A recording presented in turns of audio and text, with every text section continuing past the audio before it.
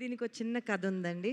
ఆ కథ చెప్పేస్తే యాక్చువల్లీ నాకు ఒక పెద్ద పని అయిపోతుంది.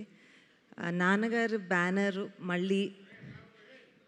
బ్యానర్ మళ్ళీ ఎస్ఎస్ క్రియేషన్స్ అనే బ్యానరు ఇంకో సినిమా తీయాలి, ఇంకో మంచి సినిమా తీయాలని ఎక్కడో మనసులో ఉండింది.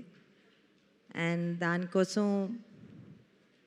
అందువల్లే యాక్చువల్లీ డెకాయిట్ స్టార్ట్ చేశాను. ఈ లోగోలో చిన్న చిన్న సింబల్స్ ఆఫ్ థింగ్స్ నాకు ఎంత ఇంపార్టెంటో అనేవి ఉన్నాయండి. మా తాతగారి పంచ, మా అమ్మమ్మ కుంకుమ, మా పాప పరిగెత్తే పాప, ముందు నడిపించే తాత, దాని వెనక మ్యూజిక్ గాయం నుంచి మా నాన్నగారు చేయించుకున్న మ్యూజిక్, ఇవన్నీ కూడగట్టి ఒక 15 సెకండ్స్లో మా కథ ఎలా చెప్పుకోవాలో అనుకున్నాను.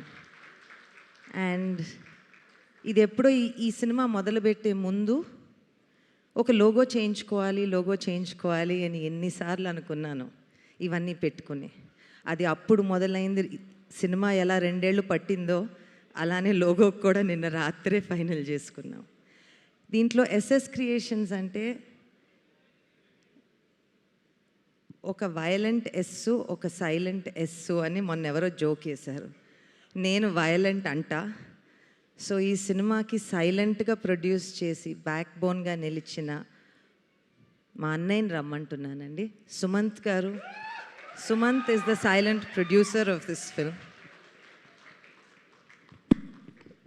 Yes, here we welcome our silent Sumanth గారు. రీసెంట్గా అనగనగాతో బ్లాక్ బస్టర్ అందుకున్నటువంటి సుమంత్ గారికి